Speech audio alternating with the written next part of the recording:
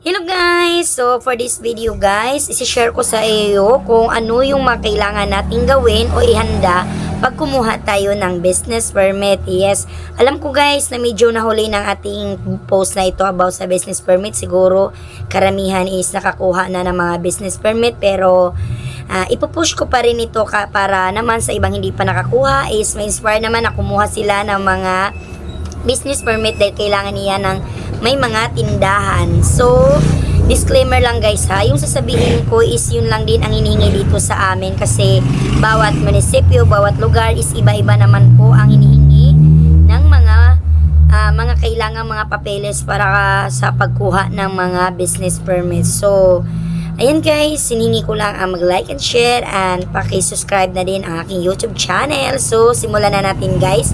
So, bali guys, pag new applicant ka lang or bagong aplikante ka lang ng business permit is hihingaan ka ng mga ganito. Dalawang 2x2 picture ID, dalawang copy po yan guys. Dalawang copy, dalawang piraso, hindi copy. At then, syempre, dalawang copy ng sketch plan or sketch map, yes. Yung nagdodrawing ka kung saan yung banda yung tindahan mo, yun ang ibig sabihin ng sketch plan guys. Then, syempre, dalawang picture ng inyong tindahan. Yes, pipicturean mo lang yan, tapos ipa-print mo, dalawang copy, yun na yun. Then, power of attorney or authorization letter, kung yung pinapakuha mo or inutusan ka lang guys na kumuha ng business permit. Kumbaga, inutusan lang ako na kumuha, hindi ako yung may-ari. Yan, kailangan yan guys, hiningaan yan ng power of attorney. May authorization din yan na may perma ng attorney. Importante yan guys. Then, isa din guys is, this permit is, your place is rented.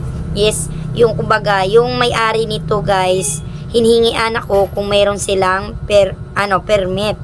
So, sa kaso natin guys, wala namang permit yung may-ari dito sa inupahan namin. So, ang hinihingi sa akin kasi sinabi ko na walang permit yung may-ari dito is hinihingaan ako ng mga papeles na napatunay na sa kanila itong place or sa kanila itong hinihingi pa doon siya.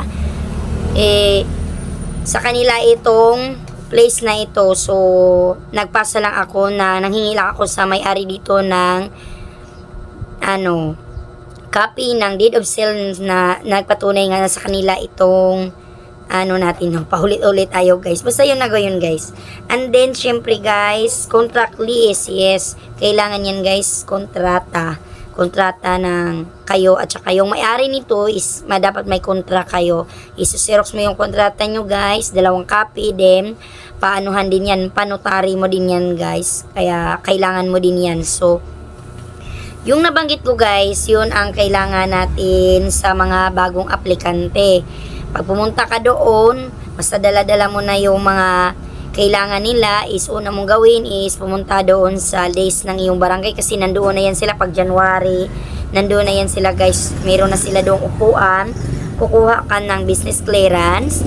Then pagkatapos mo nang kukuha business clearance, barangay clearance, pagkatapos mo kumuha ng barangay clearance, uutusan ka niya na pumunta ka ng DTI, kukuha ka ng DTI, then pagpunta mo ng DTI, isi-xerox mo yung dalawang copy para masama iyon sa mga papeles na kailangan mo guys kasi isa ang DTI sa kailangan pag new applicant ka. Hindi ka nila anuhan kung wala kang DTI. Isa iyan ang kailangan din. So, pag nandyan na yung lahat na kailangan mo guys, yung dalawang 2x2 picture mo, sketch plan, drawing ng iyong tapos picture ng iyong tindahan, then kontrata, tapos yung kung walang business permit yung nirintahan mo, yung sinasabi ko nga yung deed of sale, manghingi ka ng tapos ipa-xerox mo yun. Basta nandoon na yung lahat guys, pwede ka na mag-apply ng business pwede ka na ng business permit. So for renewal naman guys, hindi ka nahihingian nila ng dalawang 2x2 ID. Ito lang ang kailangan mo guys, yung business permit. Business permit pa rin hingiin yan guys sa nagparenta. So yun nga sabi ko kasi wala namang business permit yung may-ari dito sa place namin is yung hinihingi ko uli yung deed of sale nila, nagpa-xerox na naman tayo ulit nun guys, 2 copy. Then syempre contract, hindi mawala talaga yan guys. So ma-advise ko pag magagawa kayo ng kontrata, kung bago pa lang kayo mag-apply, yung pinaka na kontrata nyo, itatago yung pinaka na kontrata, yung pinaka-copy nun, tapos yung ipapasa nyo lang is yung pinaserox mo, para hindi ka na paulit-ulit na gagawa ng kontrata, kasi sa kontrata naman is depende naman sa inyo kung ilang years nyo guys. So pag kontrata lang po, isahan lang yan, so depende na kung taon-taon ba renew kayo. Sa amin dito mas maganda kung walang nakalagay kung kailan kami may end of contract, para tuloy-tuloy lang yung kontrata namin. Magpa-xerox ka lang doon sa original, tapos yung copy lang ang ipapasa natin. So yun lang naman guys, kasi at saka DTI din guys, isa pala yan, kasama pala yan sa renewal. Siyempre kasi may DTI ka na nung unang mo, so hindi ka nakukuha ng DTI guys. So dahil may copy ka na DTI, magpa-xerox ka lang noon ng 2 copy at isama mo yun sa gagamitin mo na mga hinihingi ng mga papeles sa munisipyo guys. So sa Bali guys, yun ang hinihingi namin dito. Hindi po tayo parehas-parehas guys ha. Baka sabihin bakit walang ganito, kulang yung ko, kasi yun yung sinasabi ko is nagbabase lang din ako sa kung ano yung kailangan lang namin dito para makapag apply kami ng business permit.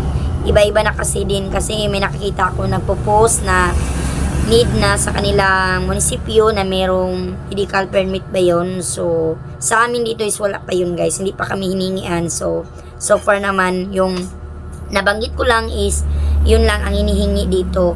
Mabilis lang naman magkuha ng mga guys, mga business permit, basta nandyan lang yung mga papeles, hindi ka na magpabalik-balik.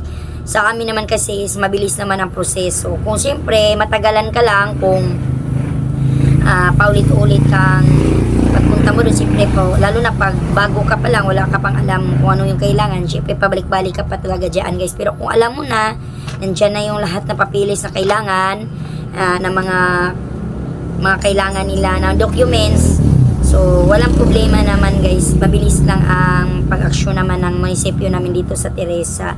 So gastos naman guys, bale sa nung first applicant ko, nasa 5K mahigit lang naman, kasama na doon yung panotary ko, kasi na private notary tayo sa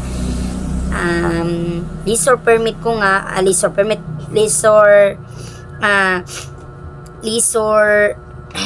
contract list, siyempre kasi nga nabanggit ko kanis, kailangan doon ng kontrata, pirma ng attorney, na attorney, authorization ng attorney. So kailangan ng nila yung tawag noon, yung pinupukpok, basta pirma, basta gano'n na yun.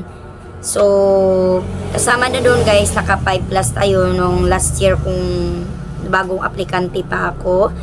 Kasama na din doon yung fire, kasi 500 sa fire. So sa ngayon guys, ito yung bagong run off ko na nagastos ko sa pag natin. Ito yung bagong, yan yung mga yan ang nabayaran ko. Bali sa treasurer lang guys, hindi kasama dito yung sa fire protection, is nakabayad ako dito ng 6,184. So medyo lumaki-laki tayo ng bayaran guys ha. Sa cashier pa lang yan.